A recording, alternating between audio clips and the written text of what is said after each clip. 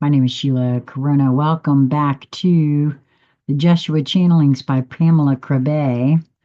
And we pick up, for those of you who are following along with me in the book, I'm on page 87. And this is From Ego to Heart 3. Letting go of the old you. The transition from ego-based to heart-based consciousness progresses along a number of stages. And I've noticed within myself that sometimes it feels like I'm in one stage, but then I find myself back in the other stage. So I don't be surprised at that.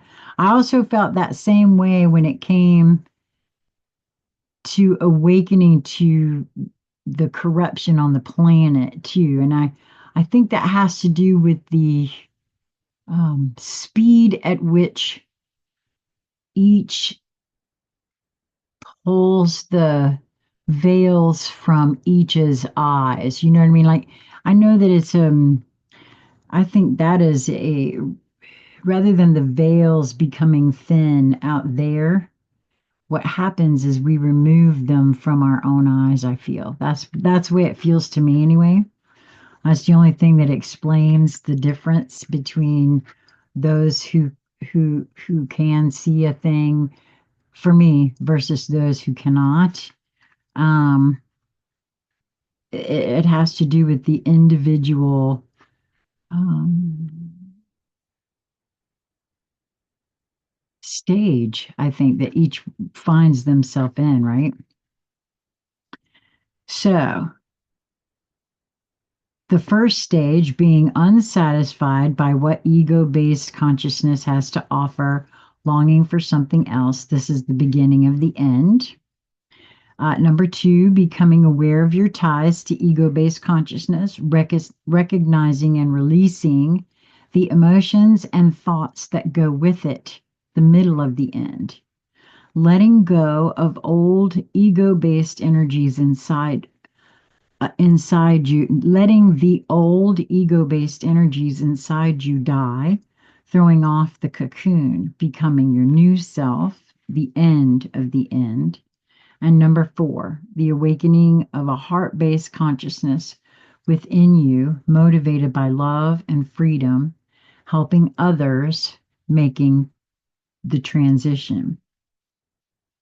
And what I now know is that just by concentrating on my own transition, I then make the space available for others. I don't have to do anything. I don't have to try to help. That's not what this is about anyway, not for me. This is about still finding me in the way that feels comfortable, easy, doable. Yeah, that's because this is so just 12-year-old me in the mirror. That's what it feels like. I'm just not gonna lie. At any rate, um, and each will come to it completely differently, right? So it begins here. We will now speak of stage 3. But before we do, we wish to point out that the transition does not take place along a straight and linear pathway. That's what I find myself going up and down. And it will be different for each too as to how that works. It's not a linear thing. Part of our programming and conditioning is into the linear. We're taught that one comes before two, but sometimes two go back to one. And while we are taught about subtraction, it never supposed to come before. It's very interesting how we do that to ourselves. There, there are moments in which you may fall back to a stage you had already left behind, but such a fallback may later on lead you to a big step forward. So detours may turn out to be shortcuts. Yes, and that's what I was saying about no matter how I decide to label a detour, At the moment, I could label it as a mistake. If I have to, I could do that. That's more of that judging of myself, though, to be honest with you, right? Or I could see it as a possible shortcut and just go along and see where it takes, you know? Also, every soul's spiritual path is unique and individual. So, this scheme we are providing you with of 4 different stages should be conceived of as simply a way of highlighting some of the turning points in the process. Schemes and categories are merely instruments that make visible a reality that cannot be captured by the mind, the mental part of you. After you have accepted your inner wounds and you have healed the traumatized parts of your consciousness, as we have described in the previous chapter, your energy shifts.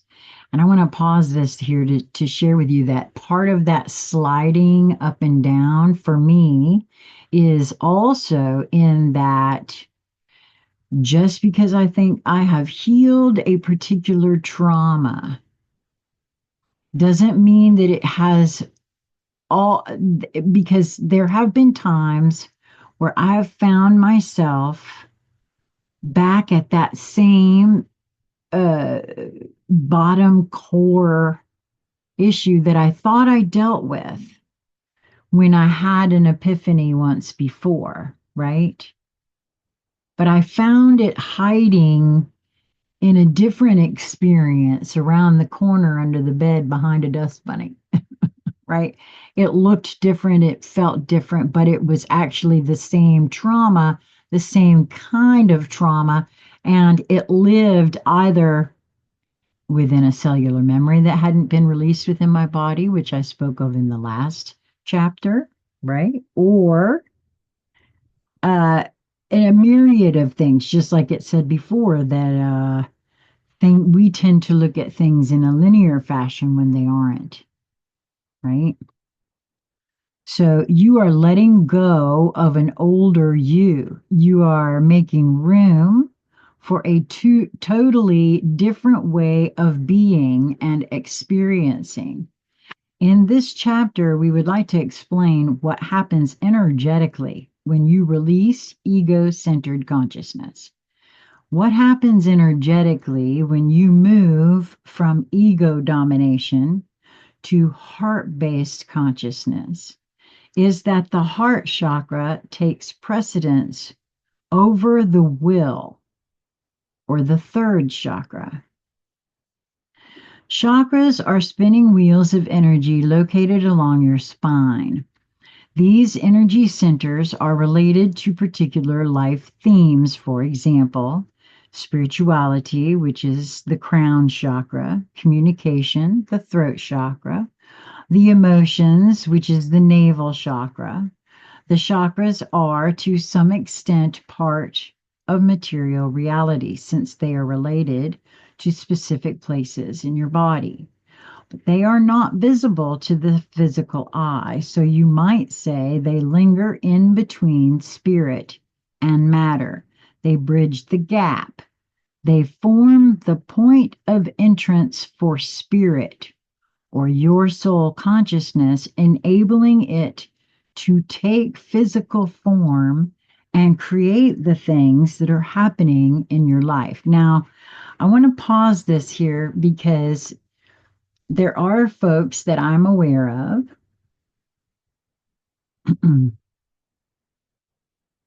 that have developed a thought process or learned somewhere within something that they read that the chakra system was an alien implant that allows some sort of control. And I that very well may be a reality that someone is playing out, and that each has a choice to participate in. I personally view that as that thought process, even as more victim perpetrator role play the same old, same old. For me, if there truly is, and again, I have nothing I can point to, I have felt what I could call energy centers in my body as I was learning to feel into my own field when I was exposed to the Reiki energy and how I can affect my own energy field as I direct my attention there. Um, I've been shown internally how what this is saying is so, and it is the energy, how it moves in a toroidal shape that with the aid of, and this is why prayer is so powerful, along with intention and emotional oomph. This is how we create our reality through our heart. Well, um, there are those who feel there's a black hole within the heart and that we actually create as we move, right? So for me, I see that as at least a possibility, plausibility, and that this sort of at least opens the space for that to present itself. In other words, I know that there's a thing for me, and I see it very clearly now, why belief systems, we have to kind of let them flow because it is the belief system that dictates what we actually experience.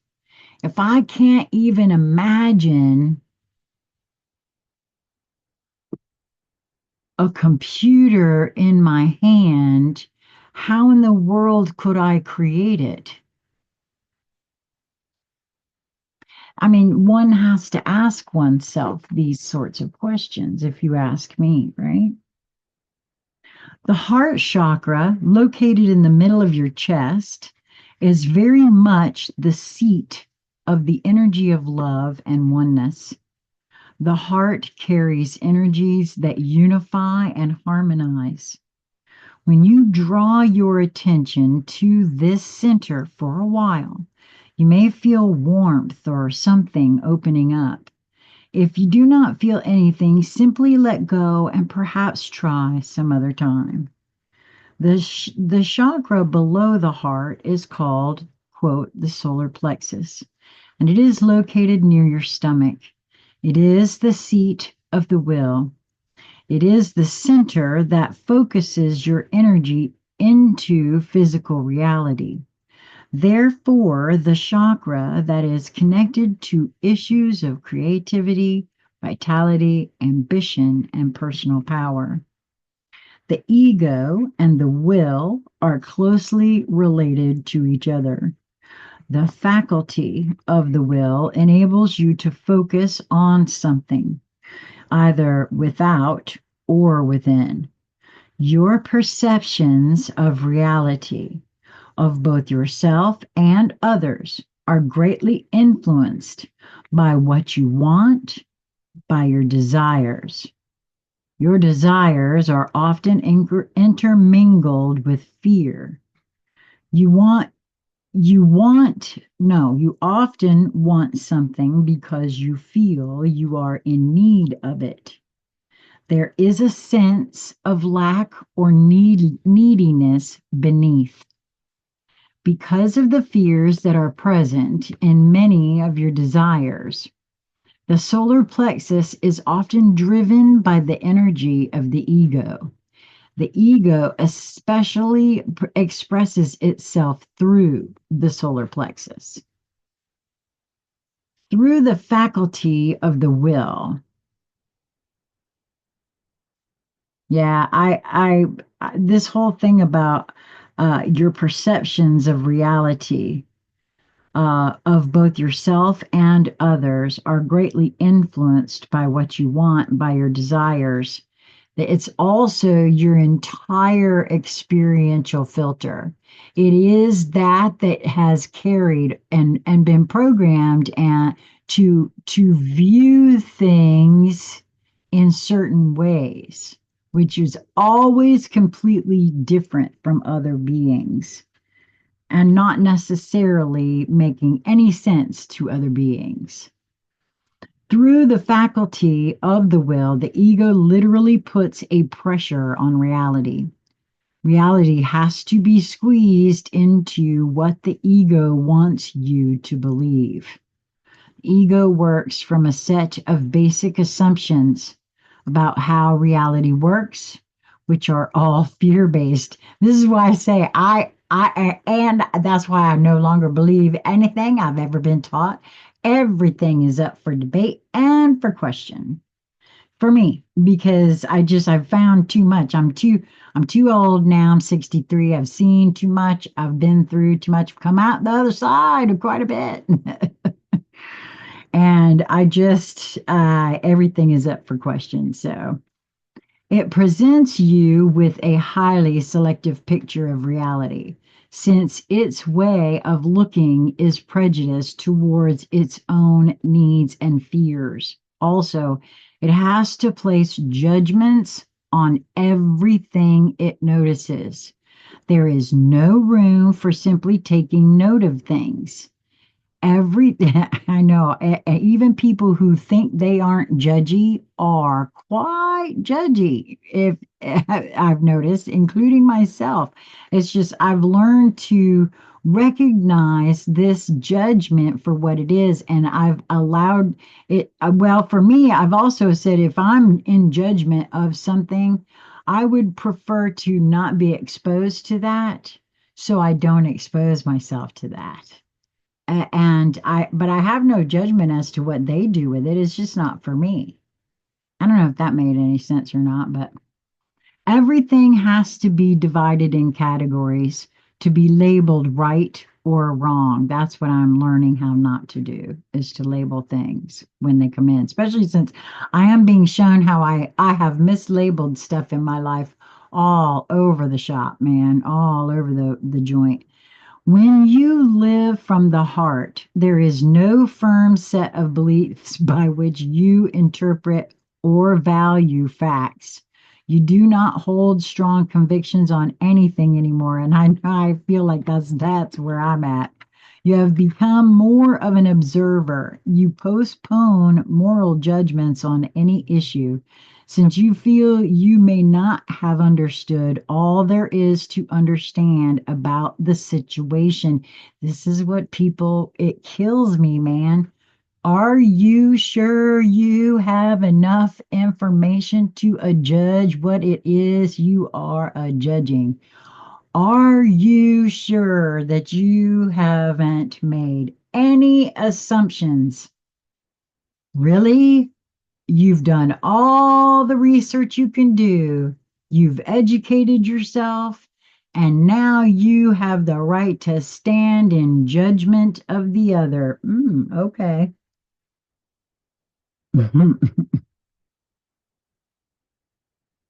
Because, wow.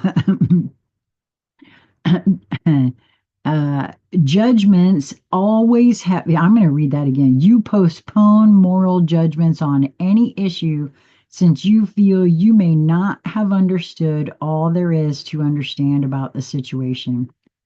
Because I know enough to know that I don't know everything. Now I know pretty much next to nothing. Judgments always have something definitive about them, but the heart is not interested in definitions. It always tries to go beyond what seems definite and defined. The heart is open, exploring, and ready to re examine, ready to forgive. When you use ego centered willpower, you can sense something pulling on your solar plexus chakra. Using your will in this way is an energetic happening. Excuse me. Oh, my word. My coffee is really kind of making the rounds in there this morning, giving me the burps. I drink bullet coffee. Well, my version of it. Using your will in this way is an energetic happening that you can be consciously aware of if you want to. Whenever you feel this pull, accompanied by a strong desire to have things your way, you are trying to mold reality to your wishes. Yeah, for me, I noticed that's also it's related to control, which is related again to a lot of trauma in the early and mid childhood. I feel you are trying to force your beliefs upon reality. When you act from the heart, you go along with the flow of things as it presents itself. You are not pushing or forcing.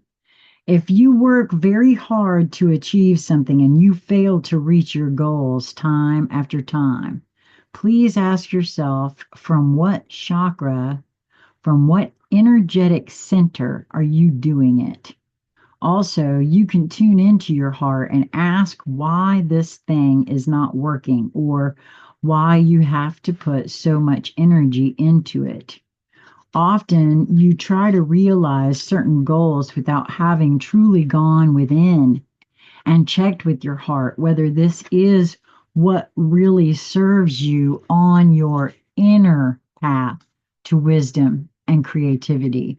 And I would say for me now, I recognize that not everybody is on that path to their inner wisdom and creativity. Not everyone's chosen that path either. A lot of folks are on, and I mean, ultimately every soul is on that path, right? But it's my definition of where I am on my path. You see what I'm saying? Yeah, because not everybody is at the same spot, right? And that too is actually by design. Also, even if your goals do represent your deepest heartfelt desires, you may have unrealistic expectations about the time frame in which things will happen. You may be on a timeline that is not of the heart, but of the personal will. Well, that actually, when I got the internal notification that when I started my first YouTube channel in 2017, and my last name is Corona, and I got an internal message that my last name was going to go viral. And I was at that moment that I got that message, separating from my husband of 28 and a half years. And I asked him and my grown son, did they want me to change my name? Because this was the message I received. And they both laughed at me and said, no, you don't need to do that, because they didn't think, nah, mom's crazy. And then 2020 happened and I wasn't wrong. I perceived the information through my perception filter. So this thing about you may be on a timeline that is not of the heart, but of the personal will. Well, back then, I focused that on me, right? I mean, I don't know. There's something to that there for me. There is a natural rhythm to all things, and it does not necessarily have the pace that you think is desirable. The realization of your goals requires energy to be shifted.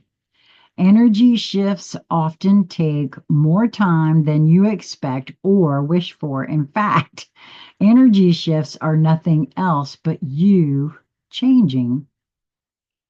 When you will have reached your goals, you will not be you anymore.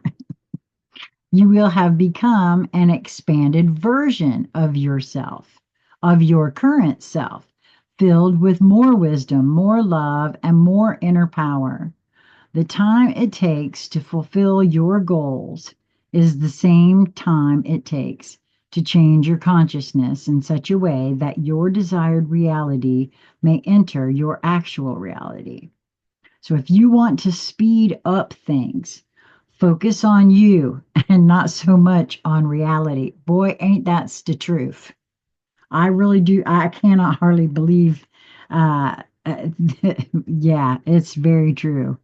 Often you even need to quote, this actually italics, let go of your goal in order to be open to receive. Well, this is true because the goal can become an attachment. And for me, I had to realize that things, um, first of all, I want, if it's all going to be new, I can't attach to what it's going to look like. That may take a whole lot longer to manifest.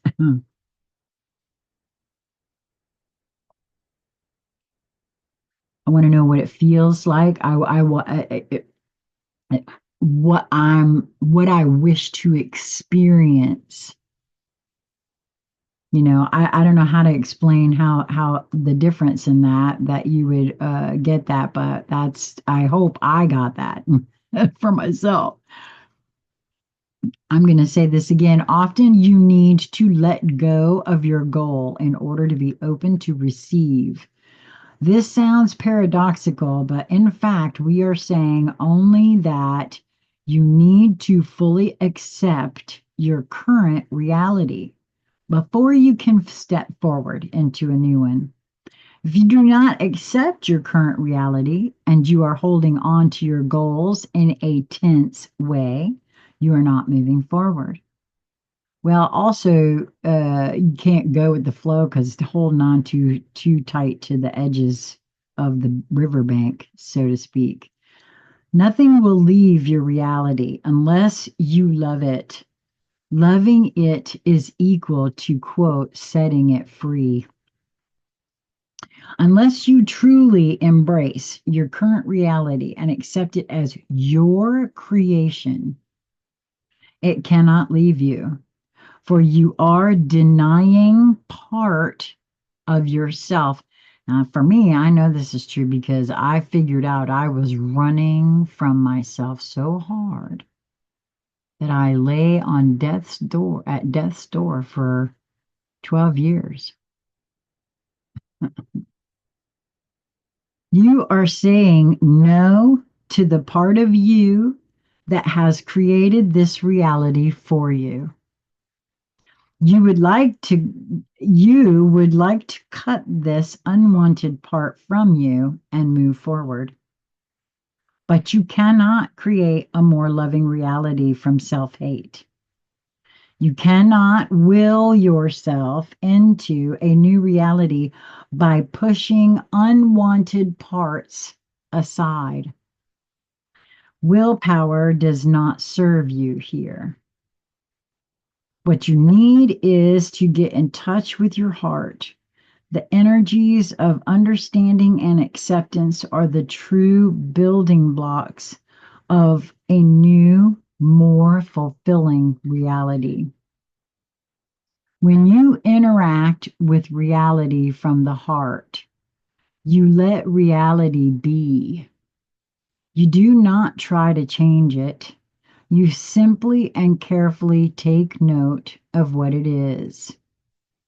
When the heart becomes the steward of your being, the center of the will, the solar plexus, will go along with it. The ego, the faculty of the will not be eliminated, since it naturally serves the role of translating energy from the level of consciousness to the level of physical reality. This is the personality. This is actually how we've learned. We're experiencing these things into wisdom and bringing it back from this reality to the Godhead, I feel.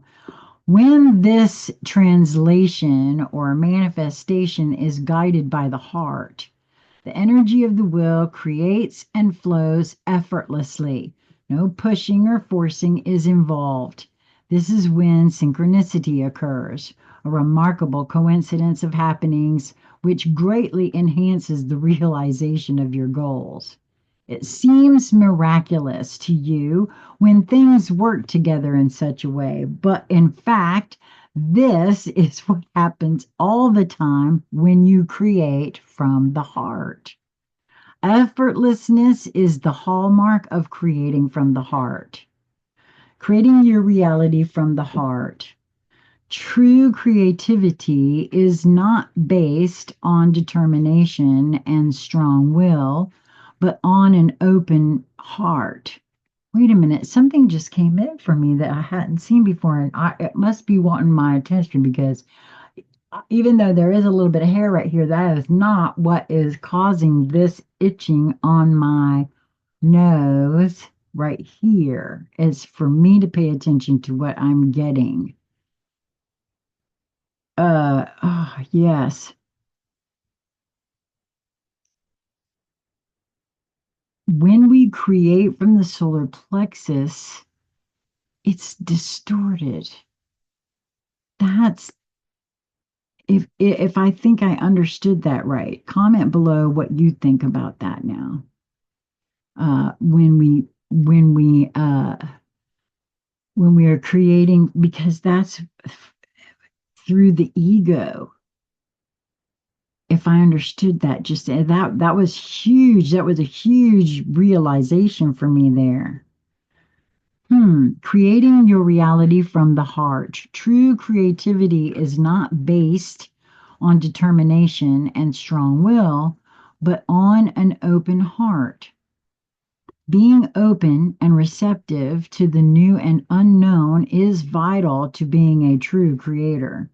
One key to true creativity, then, is the capacity to do nothing, to withhold from doing, fixing, focusing.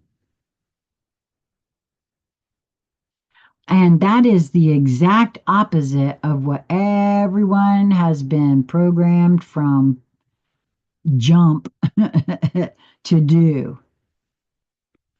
It is the ability to place your consciousness in a purely receptive but alert mode.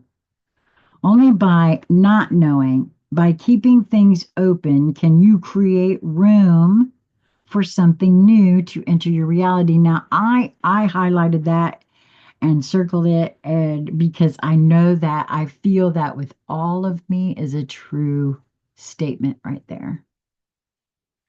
That's why I have to realize that all I have is a bunch of assumptions. I cannot believe in anything necessarily anymore after having seen the evidence of so much of what I was told all my life and thought I had issues with, and now I understand why I had those issues, is because they are assumptions. They are not proof positive of anything. And now it's like in the realm of all possibility, plausibility, potentiality, these are words that I now feel like how all the new can come in. This runs contrary to what much New Age literature says about, quote, creating your own reality. It is true that you create your reality all the time. Your consciousness is creative, whether you are aware of it or not. But when you want to create your reality consciously, as many books in therapy teach you, it is essential to understand that the most powerful form of creating is not based on the will being active, but on the self awareness being receptive. I do feel like it is a matter of presence. All change in the material world, for example, in the areas of work, relationships, or your material surroundings, is a reflection of changes at the inner level. It is only when inner transformation processes are completed that material reality can respond by mirroring it back to you through changing circumstances in your life. Wow. And when I think of things that I see going on the world stage right now, those are things that are changing within the collective psyche of everyone.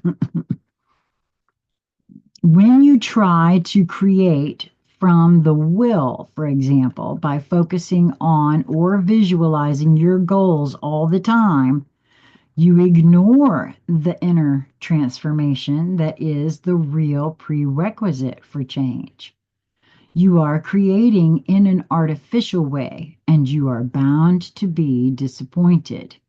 You are not creating from the depths of your soul. The soul speaks to you in moments of silence. You truly listen to its voice when you don't know anymore. Often the soul speaks very clearly at times when you give up and throw in the towel.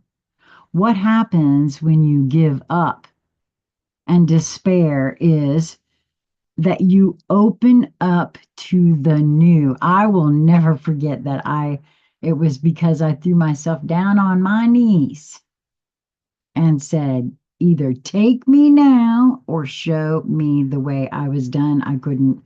I was such a burden to my family.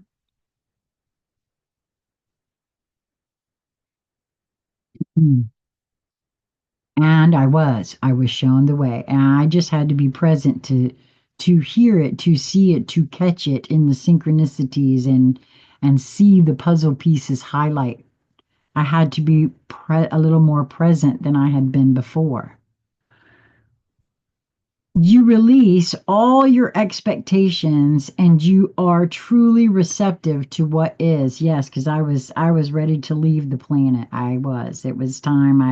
I'd had enough. It was going on 13 years now, and a younger member of our family was in a horrific accident, and it looked like she was going to need just as much care as I had been requiring, and I couldn't. I had to be shown the way or get off the planet.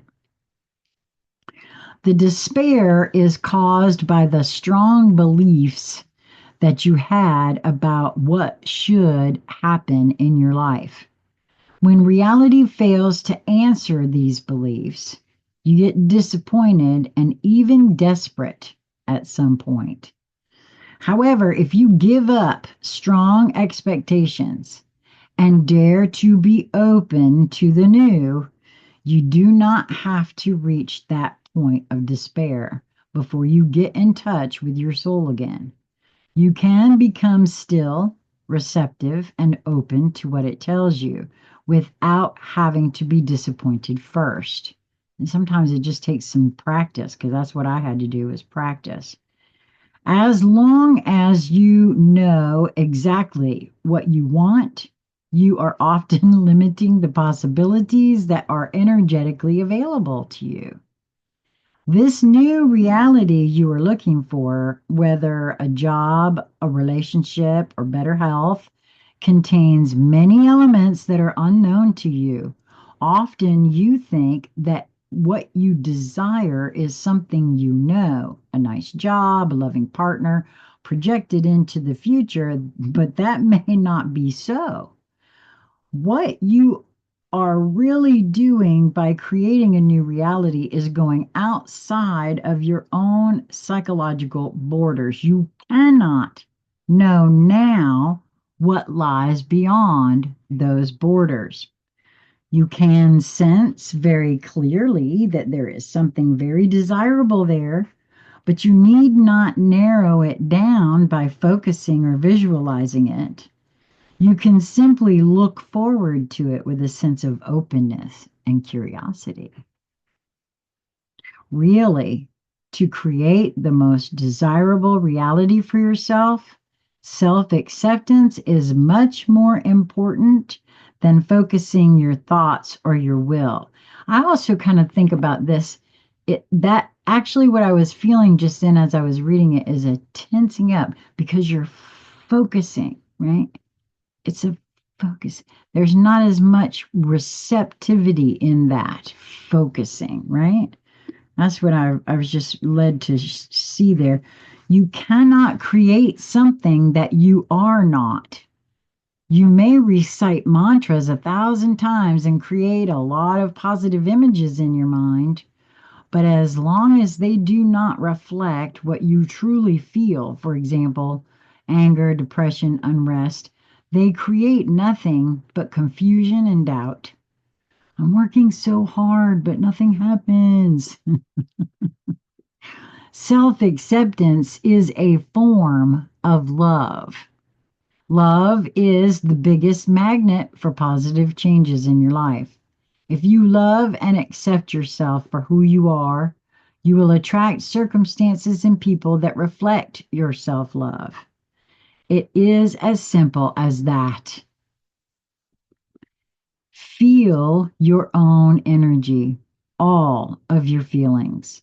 Feel how beautiful and sincere you are right now in all of your struggles and sorrow. You are beautiful with all of your quote imperfections and faults. And that is the only realization that counts. Embrace who you are. Get relaxed with yourself. Perhaps look at, quote, your many flaws with a sense of humor. Oh, yeah, man, I'm telling you, if having been 490 pounds, I have bat wings. I have my arms wave goodbye.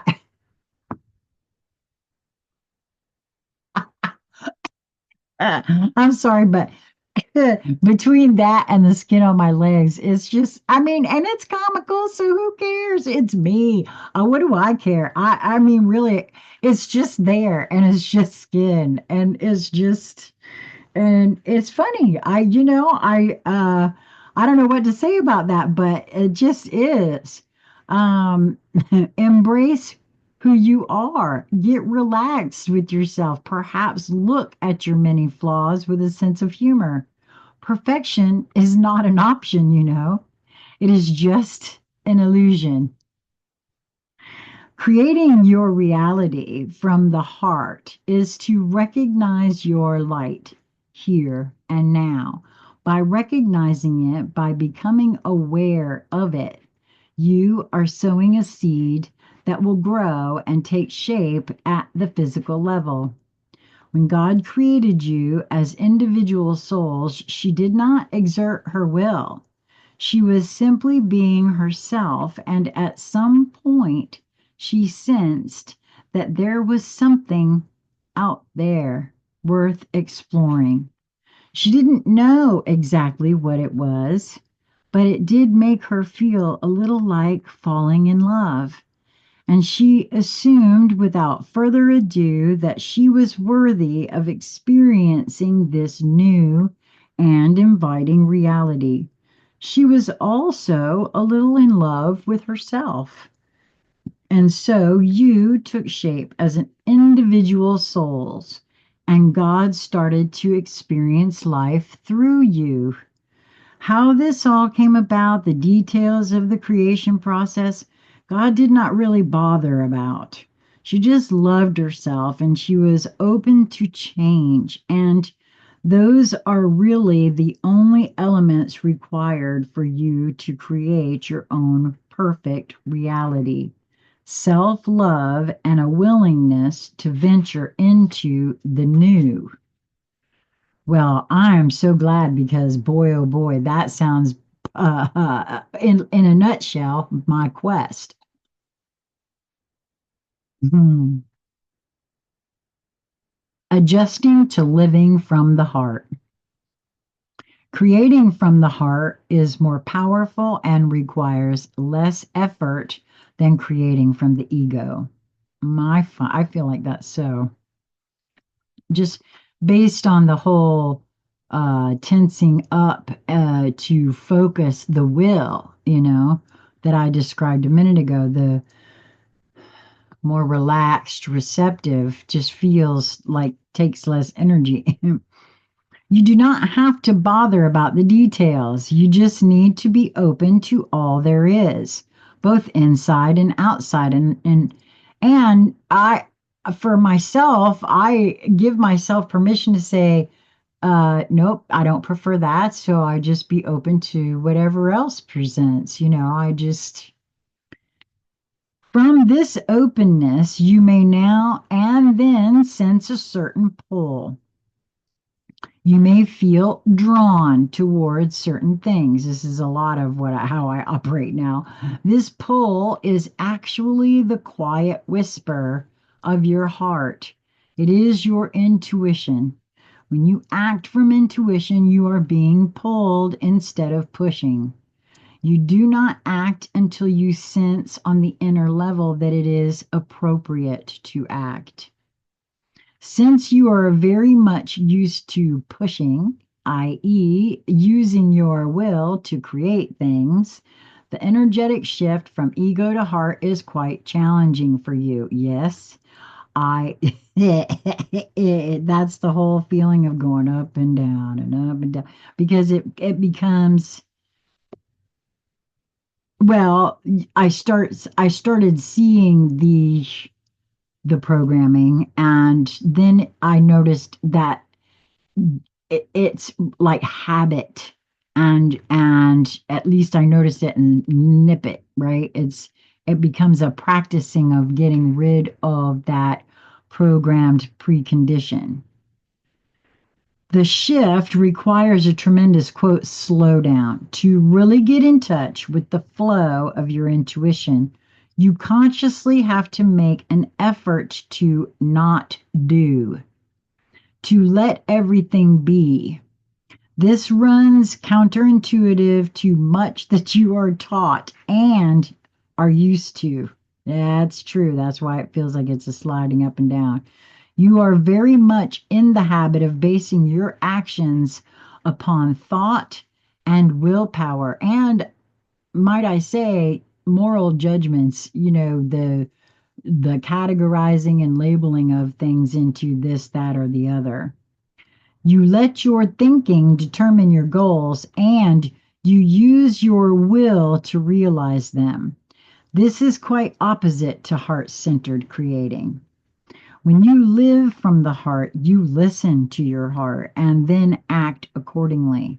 You do not think. You listen with an alert and open awareness to what your heart is telling you. The heart speaks through your feelings, not through your mind.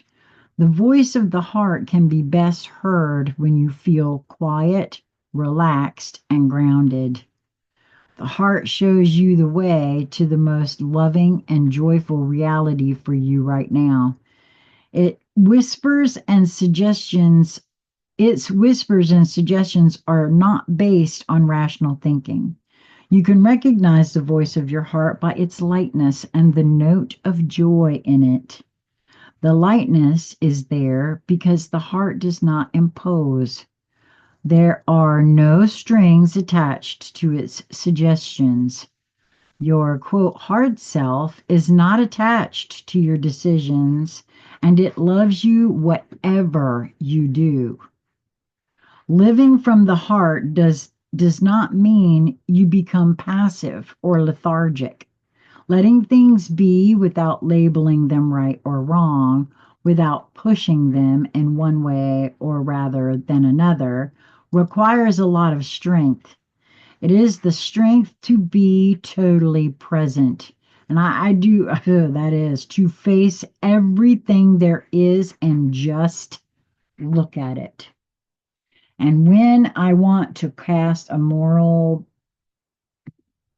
fast or pall over anything, when I catch myself trying to label it this or that, I immediately have to ask myself, what is that based on? Is that based on this assumption over here? What I was told this is, what I think this is, right? Or what I know this is. You may feel empty or depressed or nervous, but you do not try to drive these things away. All you do is surround them with your consciousness. Yeah, it does take strength, and it is not for the weak, too true, but it's so, so, so rewarding. on the other side. I would, well, it's not like I've reached the total other side, by the way. I remember the sliding thing. So I'm just saying, there is joy to be had, however. You do not understand the true power of your consciousness. Your consciousness is made of light. When you hold something in your consciousness, it changes because of that. Your consciousness is a healing force. If you do not bind it by your thinking and your addiction to doing, that's a big paragraph there. Your lives are filled with the dictatorship of the mind and the will, the primacy of thinking and doing. Note that both the mind and the will work with general rules. There are general rules of logical thinking. They are the rules of logic. There are general strategies for putting thought into matter. They are the rules of, quote, project management. But these are all general tenets, general guidelines, and rules always have a mechanical component. They are applicable to all or most individual cases. Otherwise, they would be of little use. Now, intuition works very differently. Intuition is always tailored to one person at one particular moment. It is highly individualistic. Therefore, it cannot be subjected to rational analysis or to general rules. And I feel like it's that way because the intuition is also shaped by the ego to some degree. To live and act according to your intuition, therefore asks for a high level of trust. For your choices are then purely based on what you feel is right instead of what other people's rules say is right, which is, again, all based on how one was brought up and how they tend to view and perceive their lives. To live from the heart thus asks you not just to release the habit of overusing your mind and your willpower, it also challenges you to truly trust yourself. It will take time to learn to listen to your heart, to trust its messages and act upon them. Yes, because I'm still in that stage of trying to trust my own intuition. I'm getting a lot better at it because I've been practicing it, but still. But the more you do so, the more you will understand that it is the heart that you will that it is only by surrendering your worries and doubts to the wisdom of your own heart that you will find inner peace. When you proceed along this path and you enter the third stage of the transformation from ego to heart, you will find inner peace for the first time. I experience it quite a bit these days, I have to say. You will realize that it is the urge to control reality through thinking and willing that makes you restless and anxious.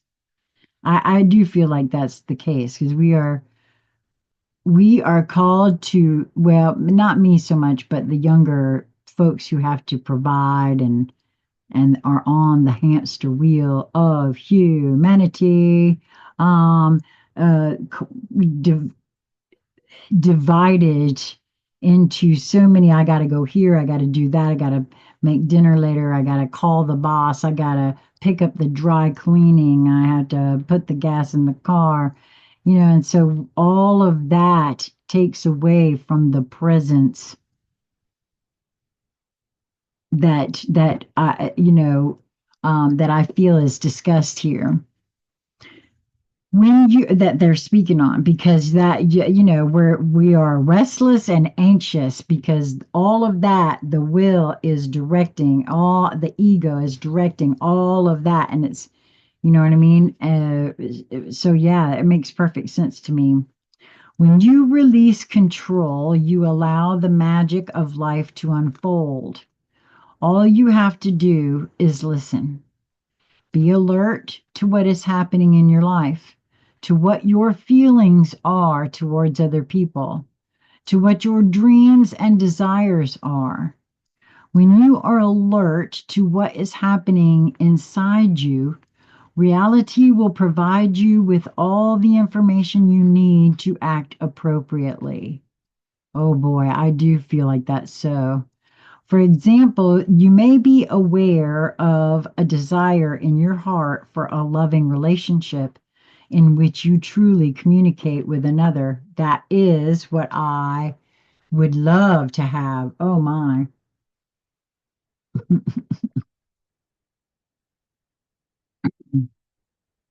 Absolutely.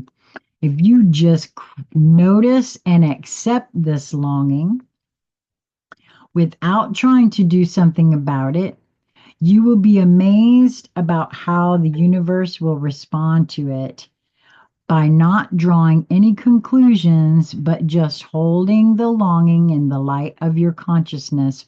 Your call will be heard and answered. And I feel as though I know for a fact I started the original channel um, in search of this longing for a way to truly communicate with another. And it wasn't that long ago I realized, ooh, this is actually a way of communicating with me because nobody is here right now specifically.